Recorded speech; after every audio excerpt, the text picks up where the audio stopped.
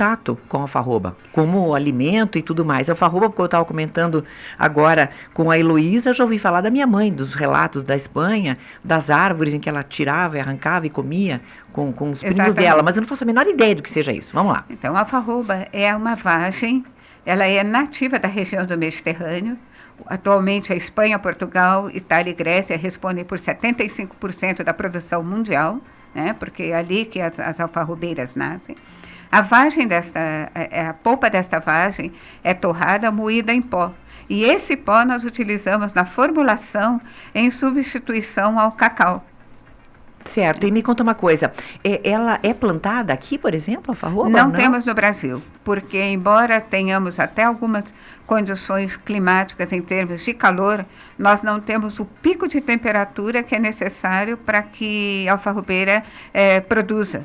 Ela tem que estar exposta assim, clima de deserto, calores excessivos e ao mesmo tempo frios muito intensos. E por isso, então, só favorece, digamos, em poucas regiões que ela nasça e acaba sendo, um produto sempre de importação.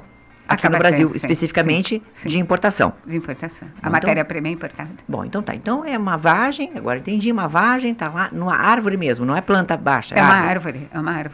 É uma árvore grande. A alfarrobeira chega a ter, às vezes, 2 metros de altura, 3 metros de altura. Tem alguma coisa parecida aqui no Brasil? A gente às vezes passa e vê umas vagenzinhas assim, né? Mas é a mesma coisa ou não? Não, é como se fosse um primo, né? Se fosse um primo, alguma coisa parecida. É uma planta milenar, né?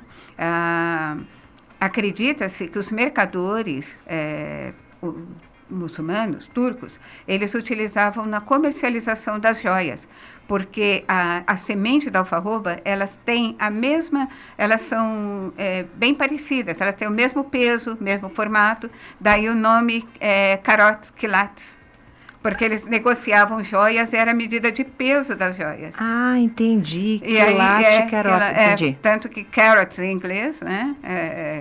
Quilate, né? É quilate. Então, os mercadores utilizavam na comercialização de joias. E acredita-se também que no passado, também não sei se é verdade, mas Judas Iscariotes, quando traiu a Jesus, ele foi se enforcar numa alfarrobeira. João Batista alimentava-se de alfarrobas no deserto, tanto que um dos nomes utilizados em inglês para alfarroba é St. John Beans, feijão de São João. Acho que interessante essa história. Então, de jejum nada. Alfarroba para baixo e acabou. Exato. E também é utilizado locust beans, ou seja, gafanhotos, né? Locust é gafanhoto em inglês. É um outro nome para alfarroba. Daí, quando se faz a tradução de que João Batista comia gafanhotos e mel silvestre... Ah, ele não comia gafanhoto, na realidade, ele comia alfarroba e mel. Porque ele tinha o voto de Nazireu, então parece que ele não comia alimentação de origem. Ele tinha algum tipo de alimentação e acredito que ele não comia animal. Mas isso tudo, ninguém estava lá para contar, né? Claro, mas são lendas e mitos que pelo menos deixam a história bem mais agradável, mais palatável, eu diria, não?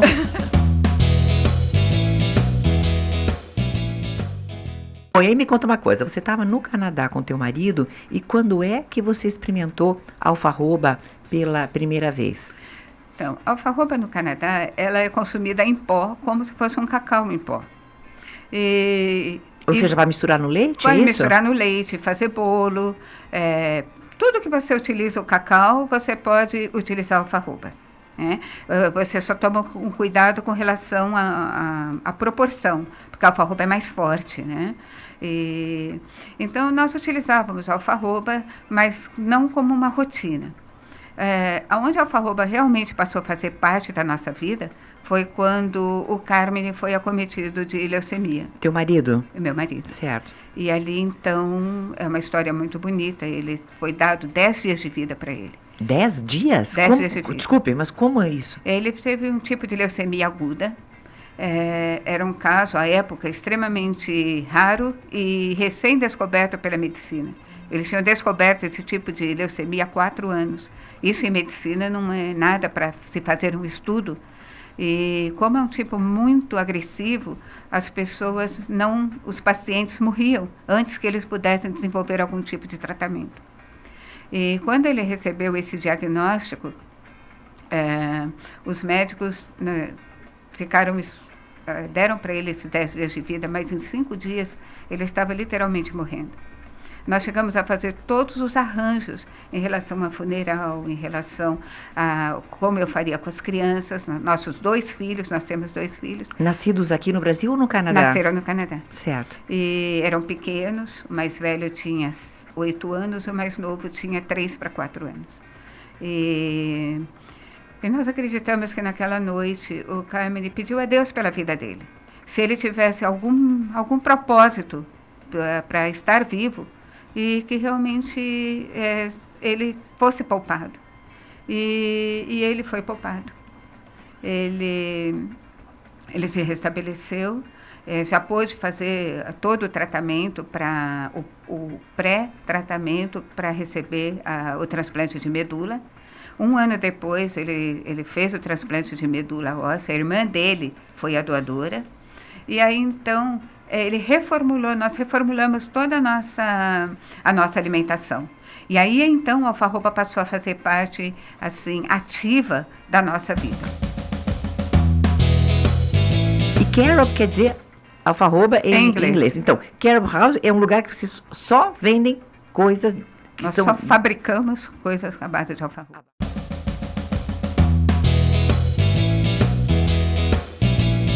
Você disse, então, que esta vagem tem o seu interior transformado num pó por um processo de que maneira? Vocês é que fazem isso ou não, ela já é lá na... Nós já compramos pronta. Tá. Então ela é transformada num pó. Porque no Brasil não tem tecnologia para separar a polpa da semente. Porque essa vagem, ela é curiosa, ela é 100% aproveitada. A ponta dela é aproveitada para ração animal. A polpa é utilizada para torrar e fazer esse pó, que nós utilizamos na nossa fórmula. E a semente dela é utilizada para fazer a goma de alfarroba, que é um espessante muito utilizado na indústria de alimentos e na indústria farmacêutica, inclusive. Tipo também. goma xantana, essas coisas? Exatamente, tipo goma xantana. Ela dá aquela viscosidade.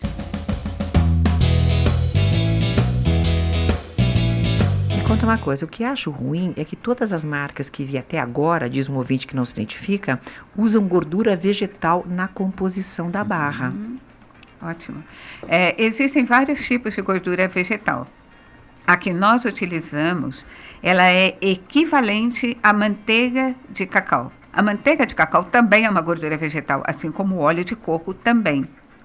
A composição química, a estrutura... É que a margarina também é, né? Então a gente fica pensando isso, né? Exatamente. Fica confundindo.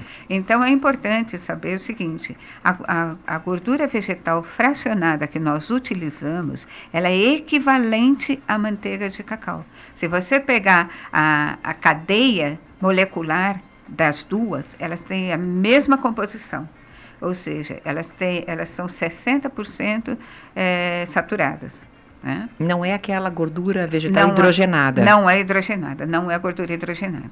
Tanto que a fabricação, o processo de produção dos nossos produtos é exatamente igual ao processo de produção de um chocolate premium, em que se usa a manteiga de cacau da melhor qualidade. O que você tem hoje? O que você fabrica? Nós fabricamos tabletes com a massa pura, em forma de tabletes, em forma de gotinhas. Fabricamos bombons com uva passa misturado, com castanha de caju, flocos de arroz.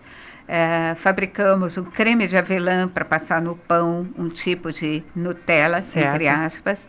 Nós fabricamos barrinhas de nozes, barrinha, o que eles chamam de prestígios, parecido com prestígio com coco, com banana, coberto com alfarroba, damasco, nozes, ameixa, coco, cranberry. Nós temos drageados de amendoim, drageados de cranberry. E já lançamos agora no mercado, esta semana, o alfarroba mix, que é um pó solúvel, deliciosíssimo para aqui em Curitiba, para tomar o café da tarde quente, porque aqui é frio. Mas no restante do Brasil, pode-se fazer frappé, milkshake. Lembrando que todos os nossos produtos possuem o selo vegano, e também a certificação Kasher. Me conta uma coisa, aquele pó que você disse que estão fabricando, a pessoa pode misturar o leite ou misturar a água, é isso? O alfarroba mix, ele pode ser consumido com leite, leite de soja, leite de amêndoa, leite de aveia, leite de animal para quem bebe, né? Pode ser consumido com água. Mas eu não recomendo muita água, porque é como se você pegasse, por exemplo, um Nescau, um Toddy e misturasse na água, né? Certo, ele fica não um pouco dá sem graça. não, fica um pouco sem graça. Mas ele pode, com sorvete, você pode bater com milkshake, como frappé, tomar à beira da piscina, na praia, né? Tomar no escritório. Vem me conta uma coisa, esse pó pode ser utilizado em receitas, então, também? Então, nós estamos falando de 2 pós. Nós temos esses 2 produtos em nossa linha. Nós temos o pó puro, que equivaleria, entre aspas, ao cacau em pó, né? Ao chocolate do Frade, é isso, mais ou menos? Seria isso, né? Tá. Vamos dizer que seria a alfarroba da Freira. Entendi. Perfeito. Ótimo. Perfeito. Aí você pega, você mistura onde? Você mistura no bolo? No bolo, você pode fazer nega maluca com alfarroba, brigadeiro com alfarroba, fica maravilhoso. E fica igualzinho. Maravilhoso. Eles têm... Eu, particularmente, no meu paladar, a alfarroba lembra um pouco o gosto do café, lembra um pouco o gosto de castanhas. Isso no meu paladar, tá? Então, eu acho que o brigadeiro você pode usar para quem leite de soja, leite condensado de soja, né? Para quem come, ele lembra um pouco, ele puxa um pouco para o gosto do café, ele fica bem saboroso. Tá? Entendi. E aí, claro, você me disse que isso pode ser misturado, então, nessas receitas. E mas você me disse que em Portugal eles fazem pão com isso. Fazem pão também, pode colocar no pão também. Pode pôr no Mas pão. daí não substituindo uma farinha, como se fosse uma coisa para dar um gosto mesmo. Olha, pode ser para dar um gosto e talvez, como é um pó, ela pode substituir uma parte da farinha, certo, né? Para não deixar o pão muito duro. Então, uma coisa, o que mudou na alimentação de vocês? Nós buscamos alimentos mais saudáveis, sem estimulantes, né? Mais naturais possíveis. Né? Então, porque o cacau, ele é delicioso, ele tem flavonoides, mas ao mesmo tempo o cacau possui 2 estimulantes que afetam bastante o comportamento do cérebro, como a cafeína e a teobromina, né? A alfarroba não contém esses estimulantes. Por outro lado, como o cacau é muito pobre em açúcar natural, ele exige que seja adicionado uma quantidade bastante grande de açúcar para que ele possa ser consumido, né? Mesmo os chocolates amargos, como eles chamam, ainda tem que colocar açúcar, adoçante, porque o teor natural de açúcar do cacau é em torno de 5%. Ao contrário da alfarroba, que possui entre 45% e 47% de açúcares naturais. Ou seja, ela já está adoçada, já é mais palatável. Exatamente. E na nossa formulação, nós tomamos o cuidado de não agregar adição de açúcar, não adicionar o açúcar sacarose, mas aproveitar do dulçor natural da alfarroba, né? E agregando alguns outros edulcorantes também naturais, para que ela pudesse chegar ao produto final que nós temos hoje. Bom, e aí me conta uma coisa, ela é considerada pelo seu gosto um substituto do cacau? Você tinha me dito que não quando você chegou aqui no estúdio, daí eu fiquei pensando, mas vai substituir, como é que vai substituir uma coisa se não é igual? Exatamente por isso, Maria. Então aí me faça entender melhor por que ela substitui. Tem algum ouvinte ou outro também comentando que tem substituído o chocolate e tudo mais. Então me conta. Não é igual? Não é igual. Nem parecido? Nem parecido. Tá, e daí como é que substitui produção? Me conta, vai. Peraí, vamos por partes. Vamos. Você pergunta para o mineiro o que é o uai, e o mineiro responde que o uai é o uai. Então, se você pergunta o que é alfarroba, que gosto que tem alfarroba, eu vou dizer que alfarroba tem gosto de alfarroba. Porque o gosto peculiar do chocolate, ele é dado pelo cacau. Ora, se você não usa o cacau, naturalmente, ele não vai ter o gosto peculiar. E ele não é um cacau cover. marcar o cover, entendeu? Tutunte. Não faz o show cover, tá? Daí continue. Vamos lá. Mas então, como a cor, a textura, né, um pouco o aroma lembra o chocolate, ele é parecido, ele é escuro como o chocolate, né? Então as pessoas chamam de falso chocolate. Talvez até para identificar, né, a semelhança visual. Compreendo. Agora já encontrei algum sentido no que você está me dizendo. Vamos lá. E por que a gente evita dizer que é um substituto? Porque você pontuou muito bem. Um substituto é igual, não pode substituir coisas que não sejam iguais ou semelhantes, né? Quando a pessoa não conhece o gosto da alfarroba e ela vê, naturalmente o cérebro dela identifica como chocolate, pelo visual. E o cérebro prepara toda a salivação para comer um chocolate. E se você põe na boca e não é um chocolate, você vai estranhar. Então é muito importante para quem nunca comeu alfarroba, ela descobrir o paladar, descobrir o gosto dela. Então ela olha e fala, bom, eu vou comer alfarroba, não estou comendo. Que gosto tem isso? Aí ela põe na boca e ela descobre. Enquanto isso, o cérebro está codificando aquele gosto. Para ela não se decepcionar. Para não se decepcionar e para se surpreender.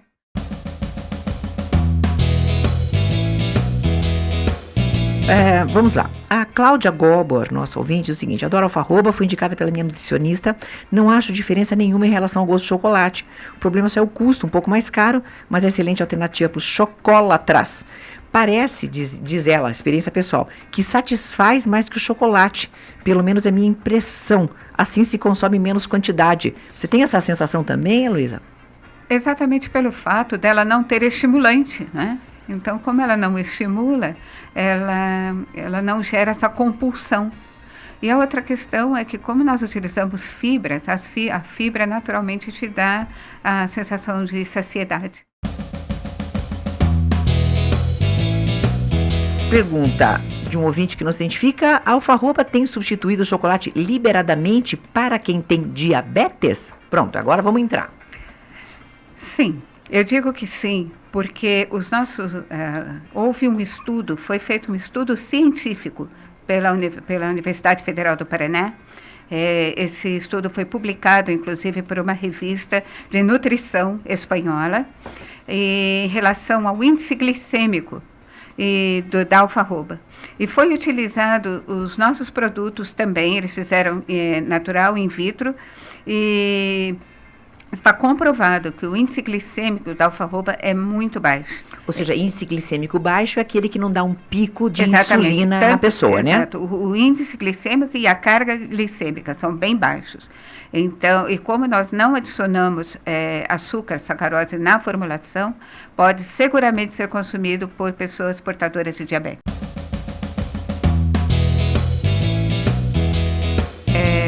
Pessoas que têm intolerância ou alergia à soja podem consumir porque nossos produtos não contêm soja. Pessoas que têm intolerância à caseína, à lactose, podem consumir porque nossos produtos não contêm leite. Veganos podem consumir porque nossos produtos não contêm nada de origem animal e não possuem ingredientes testados em animais. O público kosher pode consumir porque os produtos são supervisionados por rabinos. Diabéticos podem consumir, como nós já dissemos, pelo índice glicêmico, por não conter adição de açúcar, e celíacos podem consumir porque não possui glúten. Vale lembrar que nós não manipulamos nenhum desses ingredientes na fábrica. Ou seja, não há manipulação, não há cruzamento, né? Não há contaminação cruzada. Não há risco de contaminação cruzada. Você veja que interessante, eu nunca tinha ouvido falar, mas a minha mãe come chocolate escondido, mesmo sendo diabética. E acaba acontecendo mesmo. Algumas pessoas, elas não conseguem se conter. Você estava comentando comigo que o que a alfarroba pode promover é a inclusão, né? É inclusão, exatamente. Porque, por exemplo, nós estamos aqui conversando. Imagine que você não possa comer por conta do glúten. Eu não tenho problema com glúten, mas nós duas podemos compartilhar uma barra de alfarroba, por exemplo. Certo. É uma coisa bastante interessante. E na questão, então, vamos só E aqui repassar, eu vou né? dizer uma coisa. Oi. Quando eu falo alfarroba, eu falo a Carob House. A fórmula que nós desenvolvemos é uma fórmula inclusiva, né? Porque, por exemplo, se pegarem alfarroba e misturar no leite ou colocarem açúcar ou alguma outra coisa, então, naturalmente, já foge desse contexto, né? Nós tomamos o cuidado de produzir, de fabricar um produto que tenha essa cultura de inclusão.